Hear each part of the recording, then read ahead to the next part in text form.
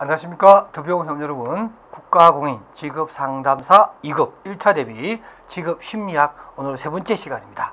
우리가 첫째 시간과 둘째 시간에 직업심리학의 개념이라든가 또 직업심리학의 실제 또 직업심리학이 어디에 쓰이느냐 하는 부분을 공부했을 뿐만 아니라 직업심리학의 연구 방법적인 측면에서 여러 가지 이제 개념을 좀 설명했는데 상당히 좀 어려웠을 거라는 생각이 좀 들어요. 처음 들어보시면 좀 힘드신데 제 동영상을 좀 반복해서 들으시고 교재에 있는 내용과 조금 비교해 보면서 보면 크게 어렵지 않다 이렇게 생각하시고, 사실 또 뭐 아주 속 깊은 내용들은 2차에서 주로 다루는 문제이기 때문에 뭐 그때 가서 좀 더 깊은 공부를 하면 되고요. 개념 하나만 이게 이런 거다, 여기 그런 걸 얘기하는 거다 정도만 알고 계시면 되고, 그걸 뭐 암기해서 또는 아주 깊은 뜻을 잘 이해해서 내 언어로 내 말로 풀어 쓸 수 있는 이 정도 수준까지는 아직 여러분들이 공부 안 하셔도 됩니다. 그러니까 그거는 또 2차에 넘겨놔놓고요. 1차는 가볍게 오시면 되겠습니다. 자, 오늘부터 공부하는 내용은 또 그렇게 또 어렵지 않으니까 여러분 충분히 따라오실 걸로 보입니다.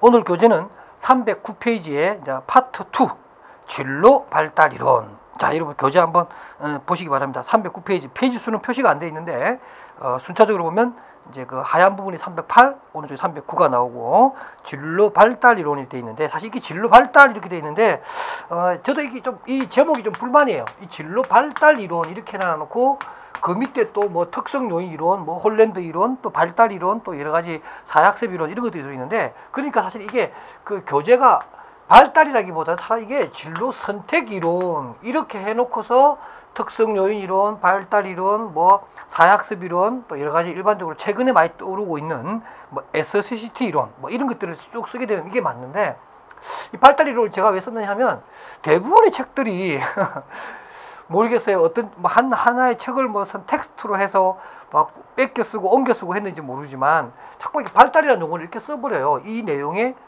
가장 큰 타이틀로. 사실 이게 좀 적합한 용어는 아닙니다. 근데 저도 뭐 어쩔 수 없이 수험서기 때문에 저도 그 대세를 그릴 수 없어가지고 저도 이렇게 발달이라는 용어를 썼는데, 사실은 직업 선택 이론이다 이렇게 여러분 이해하시는 게 훨씬 낫습니다. 그럼 이제 한 장 탁 넘기시면 이제 그 310페이지에 보게 되면 이러한 그 직업 선택 이론이라고 하는 것들을 일반적으로 분류할 때는 특성 요인 이론, 파슨스라든가 윌리엄슨의 이론, 그 다음 두 번째가 심리 이론으로서 뭐 로우의 욕구 이론이라든가 홀랜드의 성격 또는 인성 이론, 또는 프로이트가 대표되는 정신 역동적 분석 이론, 이런 것들이 일반적으로 심리적 배경을 바탕으로 해서 이루어지는 직업 선택을 설명하는 이론이다 이렇게 얘기하고, 이제 그 뒤로 새롭게 이제 뭐 사회 이론이라든가 뭐 발달 이론, 그 다음에 또 우리가 의사결정 이론이나 크롬볼처, 미첼과 같은 분들이 대표되는 사회학습 이론, 또는 해켓이라든가 베츠 같은 사람들이 또 얘기하는 SCCT 이론, 브라운의 가치 이론, 이런 것들이 우리가 이 직업 선택을 설명하는 그러한 이론으로서 대표적인 것이고, 또 이렇게도 나눕니다. 행적으로 볼 것이냐, 종적으로 볼 것이냐. 일반적으로 행적이란 말은 특성 요인 이론적입니다. 딱 잘라서 그 내담자의 어떤 특성을 찾아내어서 매칭시켜주는 이런 이론들이고요. 종적인 것은 우리가 알고 있는 발달 이론적인 것들이죠. 종으로 쫓아가면서 변화되는 적성이나 흥미에 맞춰서 또는 환경에 맞춰서 직업의 매칭을 도와주는 이러한 이론을 우리가 종적 접근이라고 합니다. 그래서 횡적이다, 종적이다 이런 기준으로도 직업 선택 이론을 설명할 수가 있습니다. 어쨌거나 우리는 하나의 이론을 하나하나 이렇게 잘라서 이론을 이해하시는 게 1차 준비에는 훨씬 더 유리합니다. 그래서 311페이지에 특성 요인 이론 설명합니다. 자, 특성 요인 이론은 일반적으로 우리가 1909년 파슨스라는 분이 1909년도에 이제 파슨스라는 분이 이제 돌아가시기 책이 나오는데요. 우리가 이 파슨스라는 분 직업 상담의 아버지 뭐 이렇게 얘기하시는데요. 직업 상담의 파슨스, 이분이 1908년도에 돌아가셨어요. 그리고 책이 1909년도 그 유명한 초이스 오브 잡이라는 책이 나와요. 직업의 선택이라는 책이 나오는데 유작으로 나왔는데, 이 책이 우리가 어떤 면에서는 책이 나온 이 시점이 어떤 직업 상담의 시점이라고 할 수 있을 정도의 아주 중요한 해입니다. 이럴 때부터 우리는 특성 요인적인 측면에서 직업 상담을 하는 이런 일들을 이제 하기 시작했다라는 얘기가 311페이지 쭉 나오면서 제일 밑에 가보세요. 교재 제일 밑에서 두 번째 줄. 파슨스는 개인 분석, 직업 분석, 과학적 조언을 통한 매칭. 동그라미 쳐보세요. 개인 분석 동그라미, 직업 분석 동그라미, 과학적 조언을 통한 매칭 동그라미. 자, 세 가지죠. 이 세 가지 요소가 주물딱주물딱해서 직업 선택이 직선적으로 이루어진다. 이렇게 주장한 것이 바로 그 유명한 파슨스의 3요소 이론입니다. 꼭 여러분들 기억하시기 바랍니다.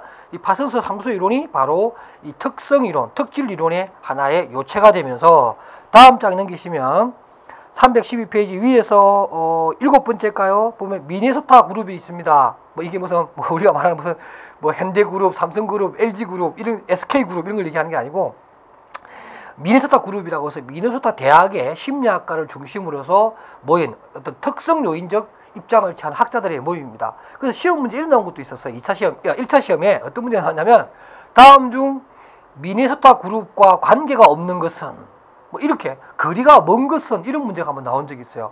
뭐 지금이야 그 내용을 이 교재에 담아놨으니까 여러분들 크게 어렵지 않는 문제라고 보지만 그 당시에 뭐 미네소타 그룹이라고 하는 그런 것까지 언급하지 않았던 그런 시절에는 뭐 뜬금없이 이게 도대체 무슨 문제냐, 무슨 나는 삼성그룹은 들어봤고 현대그룹은 들어봤지만 미네소타 그룹은 처음 들어봤다. 뭐 이 정도의 아주 생뚱맞은 문제로 한번 출제된 적이 있는데 지금은 일반적입니다. 그러니까 여러분들은 이제 미네소타 그룹 그러면 이거 윌리엄슨을 대표로 하는 특성 요인 이론가들의 어떤 모임이구나, 학파이구나 이렇게 여러분들이 이해하시면 되겠습니다.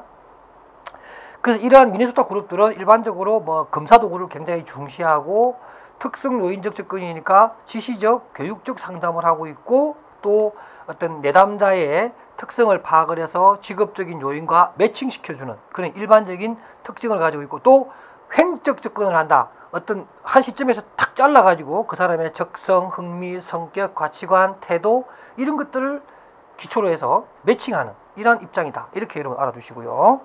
그래서 제일 먼저 등장하는 것이 바로 특성 요인 이론의 주요 내용입니다. 그러면 특성 요인에서 특성은 뭐고 요인이 뭔가? 자, 제가 설명하지 않겠습니다. 그 312페이지 가운데 특성에 대한 내용 제가 설명해 놨고요. 밑에 요인이라고 하는 것도 설명해 놨습니다. 이 두 개가 이제 맞아 떨어지면 매칭이 된다. 이런 이론이고요. 그러면서 이론의 내용을 살펴보면 특성 요인 이론은 일단은 특성이 무엇인가? 교재 내용이 있죠. 그 다음 또 특성은 인간의 직업 행동을 예측하는데 관심이 있는 사람들에게 얼마만큼 유용하고 또 안정적이며 지속적인 모양새를 보여줄 것이냐. 또 그러한 특성이라고 하는 것을 인간의 특성이라고 하는 것이 효과적으로 측정할 수 있는가. 우리가 지난 시간에 뭐 척도, 측정, 검사도구에 대한 얘기를 좀 했었어요. 그러한 것들이 과연 인간의 특성을 잘 측정할 수 있는가. 그러니까 과학적으로 측정이 되어야 그걸 근거로 해서 우리는 매칭이라는 걸 하는 거니까 결국에는 매칭을 하려면 이런 측정 자체가 굉장히 정밀하게 잘 이루어져야 된다. 과연 그런 정밀한 측정이 이루어지겠는가 하는 게 특성 요인의 가장 큰 문제라고 할 수가 있습니다. 그런 내용들이 쭉 나오면서 또 313페이지로 갈게요. 제가 이렇게 넘어가는 이유는 여러분들 내용만 좀 읽어보셔도 충분히 알 수 있는 내용이니까 조금 속도를 내겠습니다. 그 313페이지 위에서 보면 그 까만 음영으로 되어 있는 거요. 선발과 배치에 관심이 있는 산업 상담자들은 예언 타당도에 보다 큰 관심이 있을 것이다. 왜냐하면 예언 타당도라고 하는 것은 우리가 일반적으로 우리가 전 시간에 배웠던 예언 변인, 중급 변인 기억나십니까?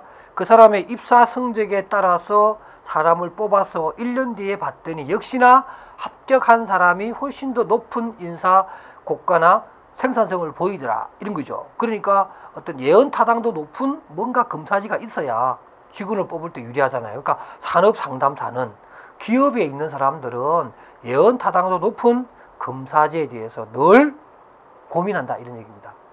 그와 반면에 자기 이해의 촉진을 하고자 하는, 그러니까 자기가 어떤 사람인가, 나의 특성은 뭐며, 나의 어떤 직업적인 장점은 뭐며, 단점은 뭐며, 이런 자기 자신에 대한 이해를 갈구하는 사람들은 바로 구인 타당도에 초점 맞춥니다. 뭐 구인 타당도가 또 뭐냐 이렇게 하면 여러분들 우리 뒤에 나중에 타당도 진로도 배우니까 그때 알 수 있는데 좀 애들로 얘기하면 먼저 얘기하면 구인 타당도라고 하는 것은 구성 요소예요. 그러니까 어떤 검사지가 과연 인간의 성격을 잘 파악하느냐, 어떤 검사지가 인간의 흥미를 잘 파악하게끔 구성이 되어 있느냐, 문항 같은 것들이 그 어떤 문항이 그 사람의 가치관을 잘 파악하게끔 구성되어 있느냐, 구인이 잘 되어 있느냐 이런 얘기거든요. 지금 뭐 이 말 모르셔도 됩니다. 뒤에 가서 이해하실 텐데, 그러니까 어떠한 문항이 그 사람이 알고자 하는 자기 자신에 대한 어떤 심리적 구성물을 잘 파악하게끔 구성이 되어 있느냐 하는 게 구인 구성 타당도라고 합니다. 그게 궁금하겠다는 거죠, 이 사람들은. 자, 그렇게 넘어가고요. 그 다음에 가운데 보면 특성 요인 이론의 기본적인 가정과 명제. 이것도 1차에서 자주 나옵니다. 첫째, 각 개인은 신뢰롭고 타당하게 측정할 수 있는 고유한 특성의 집합체이다. 이건 뭐 사족을 달 필요 없어요. 그냥 이게 무슨 누구의 입장이냐면 특성 요인 이론가들의 특징입니다. 뭐 크라인 같은 사람들이 얘기한 건데요.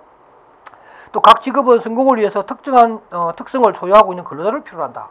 그러니까 어떤 직업도 어떠한 근로자를 특별히 더 선호한다 이런 뜻이에요. 그 다음에 또 각 직업의 선택은 직선적이며 매칭이 가능하다. 그러니까 직업 선택이라는 게 또 직업 상담이라는 게 파서스로부터 시작돼 가지고 이 미네소타 그룹까지 오면서 일관된 태도가 뭐냐면 직업 상담 그건 뭐 그렇게 복잡한 거 아니다. 직선적으로 바로 매칭이 된다. 이렇게 본 것이었고요. 그러니까 네 번째, 개인의 특성과 직업의 요구 간에는 매칭이 잘 될수록, 그러니까 우리가 궁합이 잘 맞을수록 이런 거죠. 성공할 가능성이 높다. 뭐 너무나 당연한 거 아니겠어요? 이런 네 가지를 기본 가정 또는 명제로 사용한다. 이렇게 알아두시기 바랍니다. 와우.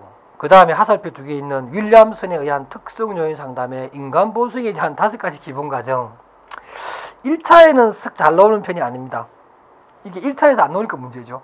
2차에서는 이거 다 외워서 쓰는 겁니다. 뭐 사족 안 달겠습니다. 그냥 이거 외우는 거예요. 1차 때는 그냥 한번 쓱 보고 이런 뜻이구나. 윌리엄슨은 인간을 그냥 선과 악의 잠재력을 다 가지고 있는 존재로 보는 거구나. 이 정도만 알고 계시면 되고 2차 때는 좀 제가 설명도 하겠고 또 외우는 상황에 대해서 좀 논의를 해야 될 것 같아요. 이런 게 있다. 알아주시면 되고요. 그 다음에 진로 상담의 과정입니다. 직업 상담의 과정은 바로 분종진 처상추라고 해서 아마 여러분 상담학생에서 배웠던 내용이죠. 이렇게 6단계로 이루어진다. 이렇게 보시면 되고요. 뭐 그까지만 제가 설명하고 자세한 내용은 제가 하지 않겠습니다. 뭐 1차 때는 그렇게 안 나오니까. 그러니까 분종진 처상추 이렇게 외워두시고 그 다음에 315페이지로 갈게요. 거기 보면 기법입니다. 그러니까 상담 단계에서 이제 분종진 처상해서 5번째 상담 단계에서 이 윌리엄슨은 자기만의 독특한 5가지 기법이 필요하다. 이렇게 얘기를 해요. 그 내용을 보면 촉진적 관계 형성에 대한 기법, 그러니까 관계 형성에 기법이 필요한 거죠. 두 번째는 자기 이해 신장을 도와주는 기법, 주로 이제 검사진이 많이 사용하겠지만 다 행동 계획의 권고나 설계를 도와주는 지원하는 그러한 기법. 네 번째는 계획의 수행입니다. 계획을 수립을 했으니까 권고나 설계해가지고 했으니까 그것을 잘 수행하도록 하는 기법. 마지막으로 위임입니다. 필요하다면 다른 상담자한테 위임하는 거죠. 이 내담자의 문제는 내가 해결하기로 너무나 좀 벅차다 싶으면 과감하게 자기가 끌어안고 있지 마시고 자기의 능력 밖에 있는데도 그걸 자꾸만 자기가 끌어안고 있으면 그건 상담자의 윤리에도 문제가 되기 때문에 이때는 과감하게 뭐 하라고요? 위임하라. 이런 얘기가 나옵니다. 그러니까 이 5개가 여러 번 시험에 나오니까 꼭 알아두시고 그 밑에 박스 특성 요인 이론에서 하고 뭐 4가지 상담 원칙이 있는데 이거 아직까지 시험이 나온 적은 없어요. 그래서 제가 조금 높아심에 혹시 또 모르니까 해서 넣어놓은 건데 한 번만 읽어주는 걸로 하겠습니다. 그 다음에 위에 나오는 상담 기법 못지않게 또 시험과 관련해서 우리를 늘 긴장시키는 문제 하나가 바로 제일 마지막 박스 검사의 해석 방법입니다. 특성 요인 이론에서는 일반적으로 검사지, 진단지를 굉장히 중요시합니다. 그래서 그러한 결과에 대해서 해석하는 기법을 따로 두고 있는데 윌리엄슨은 직접 충고라든가 설득이라든가 설명의 방법 이 세 가지입니다. 찾으셨어요? 그 까만 박스 마지막 까만 박스 그 세 번째 줄에 보면 윌리엄스는 그래서 직접 충고 설득 설명의 방법 세 가지 있죠. 동그라미 그 내용에 대한 부분은 밑에 있으니까 참조로 보시고요. 그래서 지금 이 박스 안에 있는 내용들 다 어떤 면에서 형광펜으로 다 칠해야 되는 그런 내용입니다. 그 다음에 316페이지에 보시게 되면 아마 또 봤던 것들입니다. 우리가 브레이필드가 말한 직업정보의 기능, 정제동 제가 상담학 때 말씀드렸죠. 그거를 알아두실 필요가 있습니다. 자, 우리가 브레이필드까지는 좀 배웠는데 그 다음에 나오는 크리스텐센과 베이어 또는 로브가 말한 이 또 직업정보의 기능 네 가지가 있는데요. 이거는 아직까지 시험에 나온 적은 없습니다만은 브레이필드의 네 가지 정보가 조금은 좀 부족하다 해서 네 가지로 나누어 가지고 탐색, 확신, 평가, 확인이라고 하는 네 단계로 기능을 다시 보는 게 좋겠다라고 누가 말했다고요? 크리스텐센과 베이어와 로브가. 그래서 제가 하나 더 추가를 해 놓은 겁니다. 그리고 이러한 특성의 이론은 직업정보의 제공 방법으로는 인쇄물을 준다든가 직업인과 면담한다든가 그 해당 직업에 어떤 그 종사하는 사람들, 그 다음 직무 실험 등을 통해서 정보를 제공하는 것이 좋겠다 이렇게 얘기를 한 겁니다. 그러니까 분종진처 상처에 대해서 사이사이에 들어간 내용들 중에서 특히 진단에 의한 분류, 그 다음에 상담 단계, 상담 기법, 검사 도구 해석에 대한 기법, 그 다음에 정보 기능을 직업 정보를 어떻게 활용하고 어떤 기능 때문에 그렇게 하는가 하는 문제만 여러분들이 눈여겨보시면 좋겠습니다. 316페이지에 평가가 나옵니다. 밑에 이러한 특성 요인으로는 일단 직업 상담이라고 하는 새로운 영역을 과감하게 열어젖힌 역사적 의미로는 굉장히 있고, 또한 표준화된 검사 도구를 이용을 하고 과학적 매칭을 하려고 하는 이러한 것들은 매우 고무적인 일들입니다. 그러나 몇 가지 단점이 있죠. 일단은 뭐 정확한 검사지를 개발해야 된다는 게 있겠고, 또 우리 그런 게 있죠.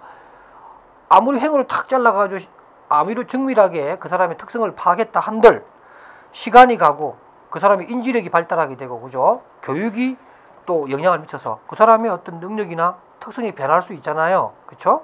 이럴 때 그걸 따라가지 못하는 이런 단점이 있습니다. 나머지는 여러분들이 읽어보시면 될 것 같습니다. 그 다음에 317페이지에 홀랜드의 직업 선택 이론 넘어가도록 하겠습니다. 자, 홀랜드 인성 이론 이렇게 얘기합니다. 제가 뭐 직업 선택 이론 이렇게 얘기하면 참 속편한 게 뭐냐면 홀랜드의 이론에 대해서 참 말이 많아요. 홀랜드 흥미 이론이냐, 홀랜드 성격 이론이냐, 성격을 물어보는 거냐, 흥미를 탐색하는 거냐, 막 이렇게 다툼이 있어서 홀랜드는 나는 흥미와 성격이 별로 다르지 않다 이렇게 자기만의 주장을 하면서 나는 그럼 말들이 많으니까 내 이론은 그냥 흥미도 아니고 성격도 아니고 인성이라고 하겠다 이렇게 얘기하면서 본인의 이론을 홀랜드 인성이론 이렇게 주창을 합니다. 배경 지식 알아두시고요. 자, 이론의 배경을 보도록 합시다. 이 이론은 성격과 직업 환경에 대한 유형론입니다. 환경이라는 말이 꼭 들어가줘야 됩니다. 뭐 예를 들면 뭐 성격과 직업 유형 이렇게 되면 MBTI도 해당될 것이고 애니어그램도 해당될 것이고 많이 해당될 것인데, 성격과 직업 환경, 엠블로이먼트라고 하는 환경과 관련된 이론은 바로 홀랜드의 유형론이다. 이렇게 여러분들이 거의 뭐 자동적으로 외워두시고요. 그러한 어떤 배경 속에서 그 밑에 있는 양가로 1번, 2번, 3번 있죠. 직업의 선택은 유전적 소질과 뭐의 소산물이고, 또 개인의 행동은 상호작용의 함수관계로 설명이 가능하며, 또 3번 개인의 직업 선택 행동은 인성의 표출이라고 주장한다. 이 세 가지 여러분 굉장히 중요합니다. 그러니까 이게 홀랜드 이론의 아주 가정이면서 배경 중에 배경이 되는 내용이에요. 이 세 가지 꼭 기억해 주시고요.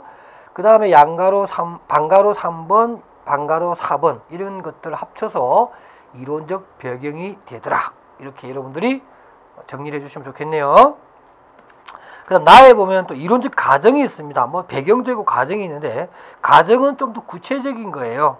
홀랜드가 자신의 인성 이론의 그 육각형 모형을 그리면서 그 육각형 모형과 관련해서 이런 얘기를 합니다. 대부분의 사람들은 6가지 유형으로 분류되더라. 리아식이죠. 그 다음에 또 6가지의 종류의 직업 환경이 각각 존재하더라. 3번에 자신의 기술과 능력을 발휘할 수 있고 쭉쭉쭉 해서 그런 걸 담당할 환경을 추구하더라. 누가? 사람들마다. 4번에 보면 상호작용이요. 5번 같은 경우에는 직업 선택이라는 게 유전적 소질과 문화적 요인, 상호 간의 작용의 산물이더라. 그러니까 유전적 요인도 있고 또 그 유전적 요인을 자극시키기도 하고 저지시키는 환경과의 문화 상호적 관계에 의해서 나온 결과물이더라. 이렇게 얘기하는 겁니다. 6번 어떤 직업을 수용 혹은 거부할 것인지에 대해서 자신과 계속 비교해 보는 것이 진로 선택에서 굉장히 중요하다. 너무나 당연한 얘기 아니겠어요? 바로 이러한 이론적 가정을 내세우면서 홀랜드는 자신의 6가지 그 이론을 설명하는 하나의 배경으로 또는 가정으로 사용했습니다. 6가지 유형은 리아색이라고 하는 것을 합니다. 여러분들 리아색은 뭐 제가 한번 그림을 그려도 많이 봤을 거예요. 이렇게 리아색 그려서 리얼리티, 그 다음 현실형이고요. 그 다음에 인베스티게이션, 그래서 일단 탐구형, 그 다음에 아트, 예술형, 그 다음에 소시알, 사회형이고요. 그 다음에 엔터프라이즈, 진취형이고, 그 다음 C는 뭐예요? 카스텀, 관습형이죠. 그래서 리아색이라고 하는 이런 육각형 모형으로 만들어진다. 랍니다. 5가지 주요 개념. 여러분들 별표 5개 하십시오. 이 홀랜드 이론의 정수입니다. 홀랜드 이론의 정수. 5개의 이론을 설명합니다. 일관성을 얘기합니다. 그러니까 가까이, 그러니까 여기 있는 거 있잖아요. 이 유행끼리 가까이 있는 것은 여기에 있는 내용과 여기에 있는 내용은 요 둘 사이에 어떤 공통점이 더 많다 이런 거예요. 그러니까 거리가 가까울수록 얘랑의 공통점보다는 가까이 있는 두 쌍의 서로 간의 공통점이 더 많더라. 일관성에 관한 문제입니다. 차별성입니다. 차별성은 뭐냐면 어떤 하나로 분화가 되더라는 거죠. 예를 들면 C가 강한 사람은 C 쪽으로 뾰족하게 그림이 나오더라. 그러니까 금사지를 하게 되면 이렇게 나와요. 금사지가 이런 그림이 나오거든요. 그러면 이 사람은 이쪽으로 엔터프라이즈, 진취형으로 차별되어 있다. 누구나 다 그러한 특징을 가져야 된다는 거죠. 그래서 어떤 하나의 차별성은, 변별성은 분화도라 그래요. 잘 분화되어 있다. 뭐가 분화되어 있냐면 적성이나 홀랜드식으로 얘기하면 인성이죠. 인성이 잘 분화되어 있다. 구분되어 있다. 분별된다. 차별화되어 있다. 이렇게 설명하는 거예요. 그러니까 차별화되어 있다는 말은 어느 한 유형으로 뾰족하게 튀어나왔다. 이렇게 보는 겁니다. 그 다음에 정체성이라고 하는 것이 있습니다. 이것은 이 안에서 얘기하는 것이 아니라 누구나 다 어떤 사람은 자기만의 개성, 자기만의 정체성을 지니고 있고 직업도 마찬가지죠. 그 직업도 그 직업만의 어떤 정체성을 지니고 있다는 거죠. 그래서 이 두 것이 일치하게 되면 매칭해주고 안 되면 매칭하지 않는 게 좋겠다 이런 뜻입니다. 그러니까 그 정체성이라고 하는 말은 환경적인 부분도 있겠지만 또 그 개인적인 측면에서의 어떤 그 사람들마다 자기만의 청사진, 자기만의 색깔이 있다 이 얘기를 지금 해 놓은 겁니다. 그 다음에 일치성입니다. 다른 유형은 다른 환경을 원한다 그런 거죠. 그러니까 예를 들면 C의 유형은 A의 유형하고는 좀 다른 걸 원하겠죠. 좀 극단적인 면에서는 어떤 완전 반대의 것을 원하는 거죠. I의 환경은 이 뒤에 있는 환경과는 또 다른 모양새를 가지고 있다. 그래서 어떤 일치성이라는 게 뭐냐면 같은 환경은 같은 거, 다른 환경은 다른 환경 이렇게 각자 끼리끼리 논다 이런 뜻이고요. 그 다음에 계측성이 있습니다. 계측성은 이 모형 앞에서 서로 마주보는 가장 멀리 있는 것들이 있는데 A의 성향에 있는 사람이 C의 직업에 가서 일한다. 안 맞는다 그런 뜻이에요. S의 직업에는 R의 유형이 있는 사람이 일하면 좀 안 맞다 이런 뜻입니다. 계측성이란 위에 나오는 일치성하고 좀 거꾸로예요. 어떻게 반대쪽에 있는 것은 서로가 안 맞다. 성공 가능성이 낮다라는 것을 보여주는 이론입니다. 이러한 그 홀랜드의 인성 이론은 뭐 여러 가지 평가가 굉장히 다양합니다만은 단점에 대해서 가끔 시험에 나옵니다. 319페이지 마지막에 보면 성격의 단점을 보면 이게 있어요. 단점에 보면 이런 거 나와요. 너무 성격만을 강조해서 개인적, 사회적, 환경적 요인을 좀 도외시하는 부분이 있다. 이렇게 얘기를 했고요. 또 이론 자체는 참 체계적이면서 구조화되어 있어서 이해하기는 참 쉬운데 정작 직업 상담에 적용하기 위해서는 구체적인 절차가 필요한데 그러한 부분에 있어서 좀 친절한 설명이 없다. 이렇게 얘기도 받고, 그 다음에 성에 대해서 6가지 직업 유형을 좀 차별적이다. 이건 저도 좀 동의합니다. 그러니까 남자와 여성과 관계에서도 보면 이게 조금 차이를 해요. 그러니까 같은 A라고 나와도 남자는 어떤 직업이 좀 좋고 여자는 어떤 직업이 좋은데 보통 남자들에 대해서 좀 더 유리한 쪽으로 이렇게 이론이 전개가 되고 남성 중심의 이론입니다. 그렇다 보니까 여성에게는 좀 안 맞는 부분도 많이 발견되는 그러한 단점이 있고요. 그 다음에 너무나 이렇게 특성 요인적 측면을 좀 강조하다 보니까 발달적 요소가 좀 빠져 있다. 이렇게 보여지고, 그래서 어떤 인간이 환경 변화에 따라서 인간이 변하는데 그 변하는 것을 다 포용하지 못하는 그러한 이론적 단점도 홀랜드 인성이론이 가지고 있다. 이 5가지 내용이요. 심심찮게 기출문제에서 나옵니다. 그러니까 319페이지에 나오는 이 5개의 단점도 여러분들이 알아주셨으면 좋겠습니다. 자, 어때요? 우리 한번 1교시, 2교시에 비해서는 훨씬 더 좀 쉬운 내용이죠. 그죠?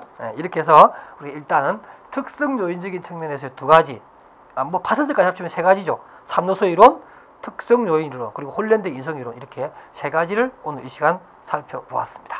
여러분 고생하셨습니다.